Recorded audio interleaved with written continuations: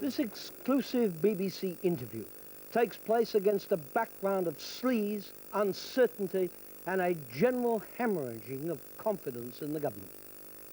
A.B'stard has had an extraordinary political career.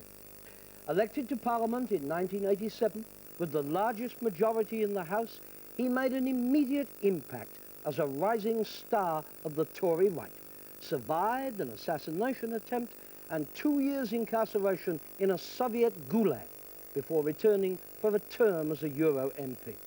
So profound has his impression been on national politics that Mr. Major even named a group of dissident ministers bastards in his honour. True, true. Last Thursday, A.B'stard returned to the House of Commons in a spectacular by-election victory in the former Welsh Labour stronghold of Maesllyn. It was the first Conservative by-election success since the general election. First of many, Brian. Then do you see your astonishing victory as an indication of an upturn in the government's fortunes? Of course, it's good news for the government, Brian, as it is for the country and, well, the entire Western world. But I think my 26,000 majority is also a personal vote, if I may blow my own trumpet, for the name B'stard and for everything it represents. Honesty, probity, sincerity. So you must have been shocked when the other candidates in last Thursday's contest met a violent end on the eve of polling. Yes, of course. It was a cruel twist of fate that my two opponents, whilst visiting the last working coal mine in Wales, should be crushed to death by a falling skipload of stolen ballot boxes. Awful thing to happen, even to a socialist. Some might say, Mr. B'stard, that it was more than a coincidence. Perhaps you're right, Brian. Perhaps it is a godsend, a sign from the Almighty that I, A.B'stard, have been chosen to return to Westminster and electrify our moribund political scene. And it's that moribund political scene that I'd like to address now. During your first term in Parliament, though you never left the backbenches, you were rumoured to be extremely well connected to many members of the cabinet. Well, let's just say I was on more than nodding terms with Norman, Cecil, Geoffrey, and Norman. Of course, I can't mention any names, although I would just like to take this opportunity to say thanks for the Anglia shares tip. I'll remember you at Christmas. Mr. B'stard, may I ask whom you were addressing? Oh, he knows. If I may return to the question of Westminster. Of course. In your last spell on the backbenches, you piloted through the Police Firearms Act and nearly achieved the reintroduction of capital punishment. Do you believe you'll be able to have a similarly spectacular impact now? Oh, more spectacular. You see, when I left the Commons, the front bench was full of people of vision, led by a visionary woman. Seriously, visionary woman. Oh, God. You see, I mean, nowadays, Brian, to become a minister, all you have to do is put an X in the box marked no personality. Very interesting. Then perhaps you could expand a little on what you think you'll bring to the parliamentary scene. Of course. Well, my personality, of course. Sheer sexual magnetism, impeccable dress sense, all go without saying. I was thinking of the personal manifesto you campaigned under last week. Oh. Do you stand by the groundbreaking policies? Indeed I do. Indeed I do. I think it's absolutely vital in this day and age that a politician should express his beliefs in simple, clear terms that even someone with a state education could comprehend. Ever since I became politically active, I have stood for the 4 principles of freedom, low taxation, the eradication of restrictive labour laws, and the radical restructuring of the welfare state. But with respect, Mr. B'stard, haven't these once radical ideas been adopted wholesale by the Conservative Party? Yeah, and stolen by the Labour Party. But, I mean, Brian, these two parties, led by Mr. Grey and Mr. Blair, I mean, they only pay lip service to my ideals. Of course, I don't have to pay for lip service, since supermodels and film stars queue up to service my lips. If we could return to your political principles. Of course, Brian. As I said, they are 4 in number. By freedom, I mean complete freedom. The liberty of the citizen to do whatever he wishes within the most libertarian framework of the law. He should be free to take drugs if he wishes, to indulge in whatever sexual acts his imagination can devise, to drink whenever he wants to shop whenever he wants to. Low taxation follows automatically. the legalised trade in drugs and pornography will contribute enormous amounts of VAT, allowing income tax to be abolished on all, except the lowest paid. But the poorest would continue to pay income tax. Someone has to. Why? Well, because poor people vote Labour, and so they'll get no favours from me. And the poor are the biggest consumers of government spending, which brings me neatly on to my third point. The elimination of restrictive employment legislation. Quite simply, we don't need any. When was this country the leading industrial power in the world? When we sent children up chimneys, women down mines, and trade unionists to Australia. No coincidence, I contend. Let me make sure I understand you correctly. Essentially, you seem to be suggesting a return to the industrial environment of the early 19th century. I am. Before the abolition of slavery. I think you make my point for me. And don't be so pious, Brian. We both know slavery still exists in many societies. You're thinking of the forced labourers of the Indian subcontinent. I'm thinking of the poor bugger who until last month was running British Gas on a pathetic $250,000 a year. And my fourth point, which again fits perfectly into my overview, concerns the welfare state. In my opinion, this is the single most disastrous development of post-war social policy. It has made people unfit, lazy and self-indulgent. I mean, the ordinaries know that free medical care awaits them, so what incentive do they have to stay well? As I said, on the record, in 1987, in the good old days, you were poor, you got ill, you died. Today we face the appalling prospect of young, fit, virile men like myself giving up to taxation a larger and larger proportion of our wealth to support ailing, aging people like yourself, Brian. So let's summarise here, because I want to be sure not to misrepresent your position. If you, in the words of Harry Seacombe, ruled the world, the only tax the rich would pay would be on their cocaine. Infants would toil in dark satanic mills at unguarded machinery, and the old and infirm would die off in their hundreds of thousands. Yes? But of course, I must ask, and you'll understand why I must put this question. Why should the public take seriously the extreme political views of, with all due respect, a maverick? Brian, I must reply, and you'll understand why I must reply, that I am more in touch with the man in the street than you in your Channel Islands hideaway. And one thing I know for certain, the great British public is sick to death of sleaze. And I must agree with them. When I read that certain backbenchers were selling questions at £2,000 a time, I was physically ill. That's the Conservative Party. The party of Peel, Disraeli, Churchill, Callaghan. Jim Callaghan was a Labour Prime Minister. Was he? Yeah, just making sure you're paying attention, Brian. Anyway, would these political giants have accepted 2,000 pathetic pounds to do their duty? But many have said, and you've never denied it, that you're the Member of Parliament who pioneered cash for questions. Well, exactly. Back in 1987.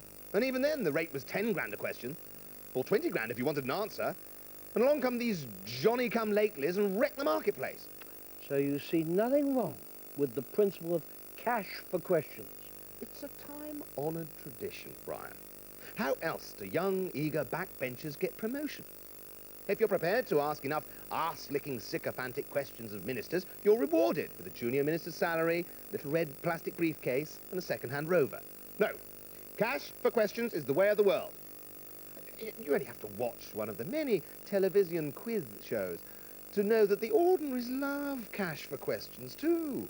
Brian, I mean to say, if you can win £3,000 and a small family plebmobile for guessing which 5 items 100 cretins would choose to take on a picnic, surely embarrassing the government over the ownership of Harrods is worth more. Now, if we may recapitulate, do you hope, even as a backbencher, to see your views become translated into policy? Well, as you implied in your opening remarks, I do have very good connections. Ah, but with respect, Mr. B'stard, unless I fail to catch your drift, the ministers to whom you were close are now almost without exception out of office, including Lady Thatcher, of course. Yes. That was a tragic day when Margaret was overthrown. Let me remind you of the circumstances of Mrs. Thatcher's demise. After the first ballot for party leader, she had a narrow lead, but was 4 votes short of the absolute majority required. I know. And if I'd known then how close the vote was, I would have made sure I'd voted myself. I would have got out of bed, got dressed, and said, Sarah, I'm sorry. I know no one else can satisfy you, but there's an important vote, and I must toe that line before I toe yours. Sarah being your wife's name? Quite. And also the name of the Duchess of York, but let's not go into that now. Rather than be sidetracked down that peculiar cul-de-sac... Oh, you've been there too, have you? Let's return to Mrs. Thatcher's problem. Ah, you mean Dennis? I mean that when she found she'd not won on the first ballot, all her closest advisors told her to return to England and campaign hard to win on the second vote. But she chose to stay in Paris. Why? I don't know. I just don't know. Overconfidence? Perhaps she'd mislaid her passport. I think you do know the reason, Mr. B'stard. Hardly. We were intimate, Brian, but we were never close. Very well. An interesting document has come into my possession. It's a telegram from Mark Thatcher. Buy nothing without consulting a lawyer. I know he's got 50 tanks he can't get shot off for a start. This telegram is dated November the 20th, 1990, the day of the first ballot. As she prepared to return to London to face down Michael Heseltine, she received this telegram. Mummy, dearest, I am lost somewhere in Paris. Can't find your hotel. No one I stop even speaks English. Please come and find me. On receiving this from her favourite child, she postponed her return by a fateful day, and the rest is history. It's a funny old world. And yet the telegram's clearly a forgery. Oh, no, you can't be sure of that. I mean, Mark is always getting lost. They named the No Turning Back group after him. It's easy to prove it's forged. There were no spelling mistakes. Oh, it's very interesting, Brian, but as I say, I know nothing about it. I think some would say that you're too modest. As the Daily Telegraph, hardly a left-wing organ, put it, A.B'stard knows where the bodies are buried. What do you say to that? That's just a figure of speech, Brian. Usually. Now let's return to the events that followed Mrs. Thatcher's demise. In no particular order, we've seen the collapse of the poll tax, the Matrix Churchill affair, Black Wednesday and Britain's ignominious exit from the European exchange rate mechanism, and the levelling of VAT on fuel, in direct contradiction of the Conservatives' main election promise. Yes. Who'd have thought all of that could have been fixed by a political novice like young Blair? I hardly think, Mr. B'stard, that we can lay all these woes at Mr. Blair's door. I think we must look elsewhere for the prime mover, Mr. B'stard. Brian, I'm flattered, but surely you can't be accusing me, a humble backbench foot soldier, of a complex plot to undermine the establishment. Brian, like I told Bill Clinton, too much coke will make you paranoid. Just put the gun down. Anyway, the roots of this great country are far too strong and go far too deep. There's no way one could undermine our way of life, especially as we have a strong monarchy. Ah, yes, the monarchy, which brings me very neatly onto the issue I'll be pursuing in part 2 of this program. But first, we must go over to the newsroom. We'll be back.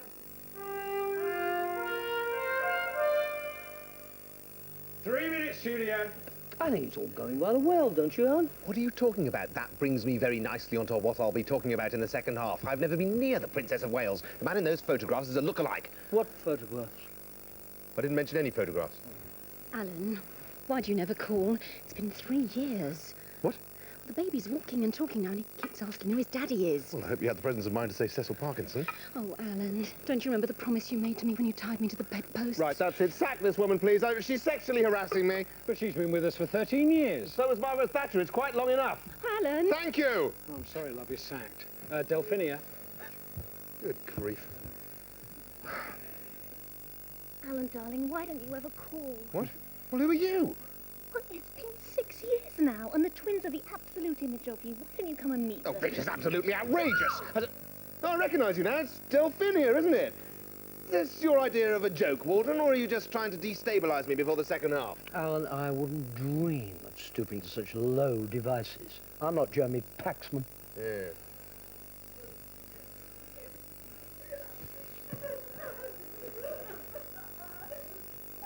Oh, shut up! Listen, there's 10 grand in it for you. If you can get me a look at his clipboard. 15.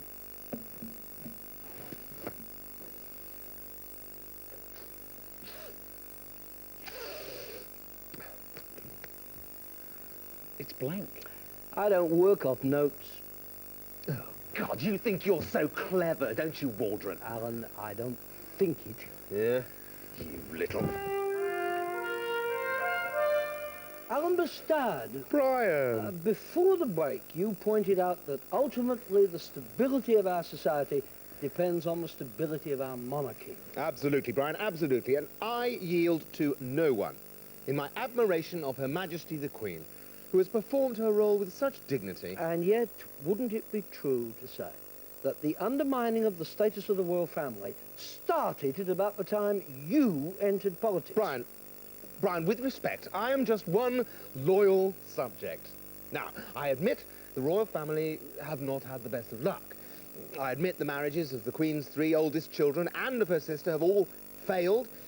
I concede that the damning revelations about the Duke of Edinburgh in Kitty Kelly's biography... You've seen a copy? Oh, yes. And I grant you that the Queen's youngest child has failed to make his mark, either on the Royal Marines or Andrew Lloyd Webber's really useful company. And maybe the Princess of Wales and the Duchess of York do lead more lurid private lives than David Mellor. In the light of all you've said, how did you feel about the release of audio tapes exposing the heir to the throne and his wife as what left-wing commentators have called a pair of immature, smutty-minded adulterers? I was more shocked than I can say. And yet, is it not one of your many companies that's made these tapes? Available to the general public on 0898 phone lines at 50 pence a minute? Brian, I'm a capitalist and proud of it. The pain I feel for the royal couple cannot distract me from my God-given duty to make money wherever possible. But my sympathy for them is undiluted. I wrote personal letters to Charles, Diana, Major Hewitt, Mrs. Parker Knowle. I believe you mean Mrs. Parker Bowles. Parker Knowle make recliners. Precisely. So you wrote to all of them. Did you receive replies? Indeed I did, and I cherish them. Cherish them so much that I hear you've sold them to the Sun for £50,000. But I cherish anything worth £50,000. Which is what I believe you received for the photographs of Princess Diana in the gym. I wonder if any of your viewers realise that Brian, as so-called impartial Walden, used to be a Labour front-bench spokesman. Let us return, Mr. B'stard, and I think we should, even though you're trying to sidetrack me, to your undying loyalty to the throne. You ought to do this for a living, Brian. You're very good. Yes, I believe the monarchy is a great boon to our nation, to our tourist trade, and after all, whose face will be put on the stamps? Killer blacks. And that is why I am not ashamed to say that after the dreadful Windsor fire, it was I who urged my very good friend Peter Brook, Secretary of State for National Heritage, and as delightful a dullard as ever wore an NCC tie, to announce that the government will be proud to pay for the rebuilding of one of the 5 homes of the world's richest woman.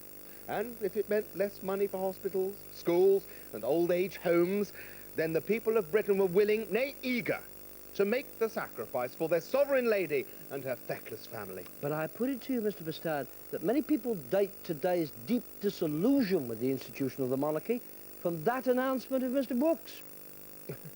Brian, just because a policy is unpopular does not make it wrong. Mr. B'stard, have you ever visited Windsor Castle? Well, only after the conflagration, when I was, yes, among the volunteers who worked through the night, clearing the debris and helping to rescue priceless works of art. I believe several small, priceless works of art went missing during the clean-up. Brian, please, I will not hear this slander against our brave firefighters. But unless you're suggesting the Duke of York stole his mother's knickknacks. I mean, I know he's got a high-maintenance wife, but still. But until that night, you'd never visited Windsor Castle. Absolutely not. That's very interesting, Mr. B'stard, because I have here the visitor's book for Windsor Castle. Is this your handwriting? Could be. Would you care to read what it says?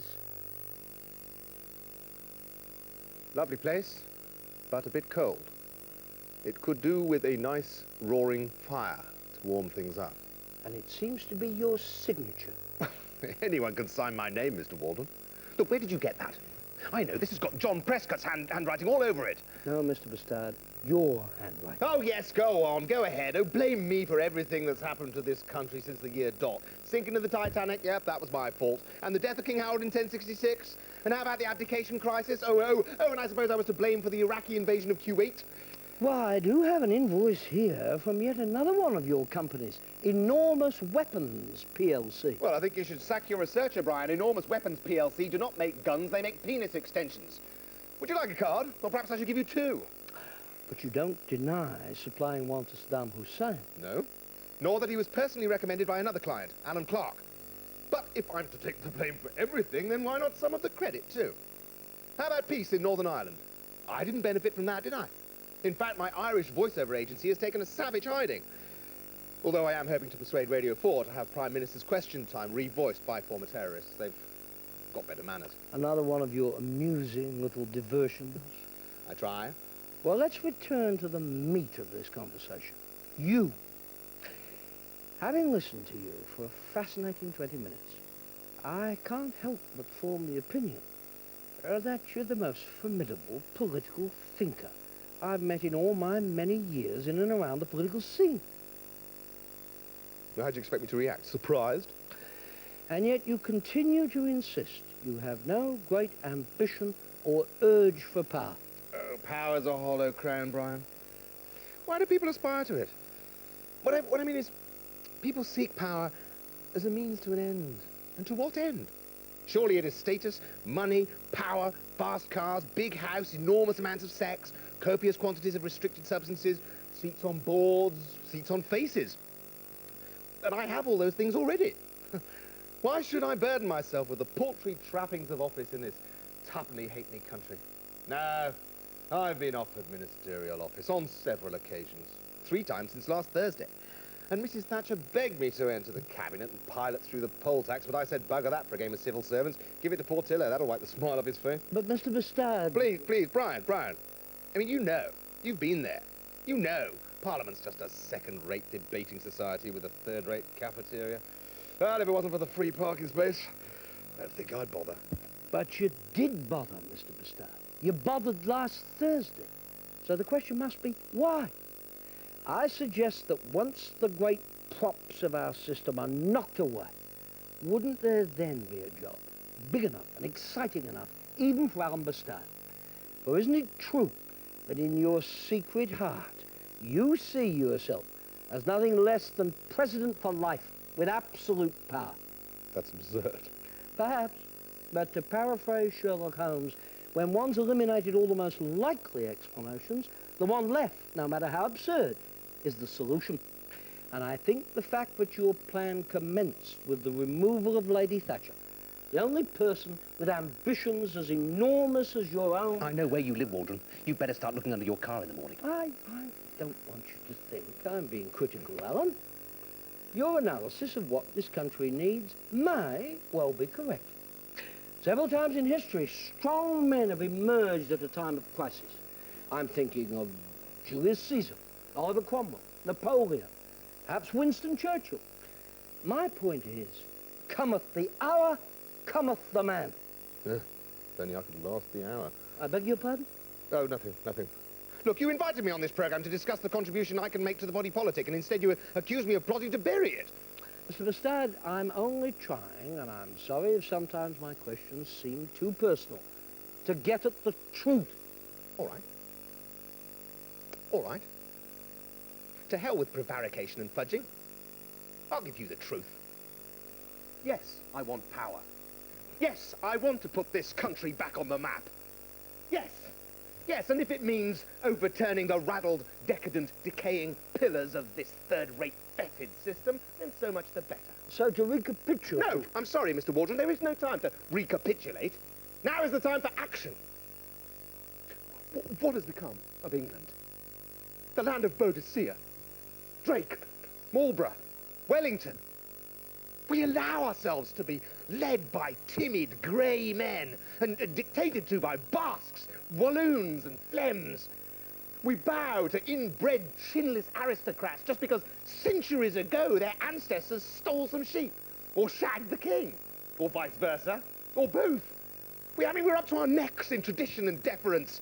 Well, I intend to sweep all that away. England must arise. You keep saying England. Surely you mean Great Britain. Why on earth do you assume that? I mean England. England. The country where the wealth is created. The country where people of intellect, taste, and breeding dwell. Not Wales, a godforsaken hellhole where you can't get a drink or a shag on a Sunday, or a decent meal any other day of the week.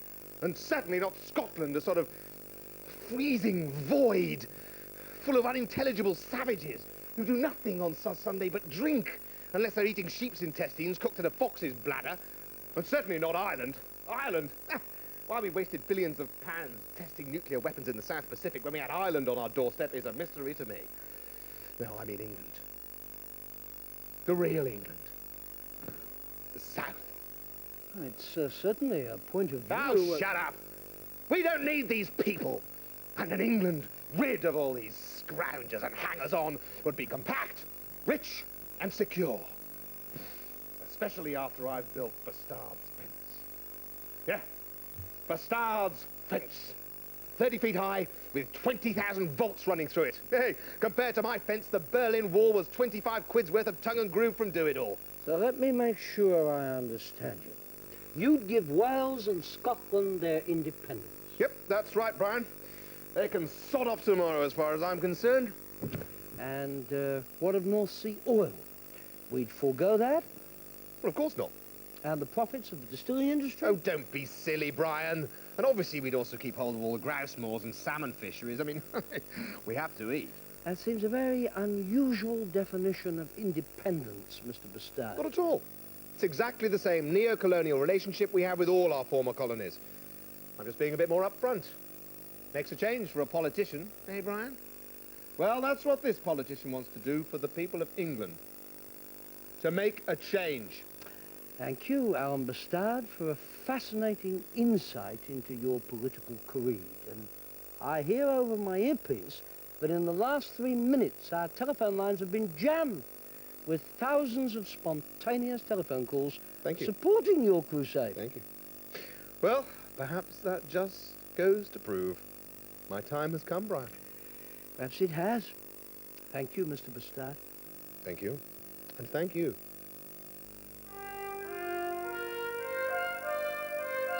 Well, I think that worked out very well. Cheapest half-hour commercial in television history. Yes, and it won't do your ratings any harm either, Brian. I'm the best thing you ever interviewed. Can't wait to see how the people react. I've told you how they reacted.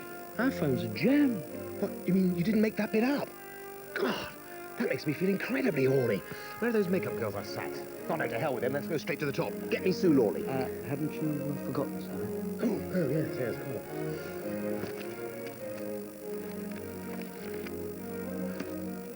If I may say so, unless I've misunderstood our arrangement, this seems a little light. Yes, I'm sorry about that, Brian. It's just that on the way to the studio, I bumped into this goalkeeper I owe 40 grand.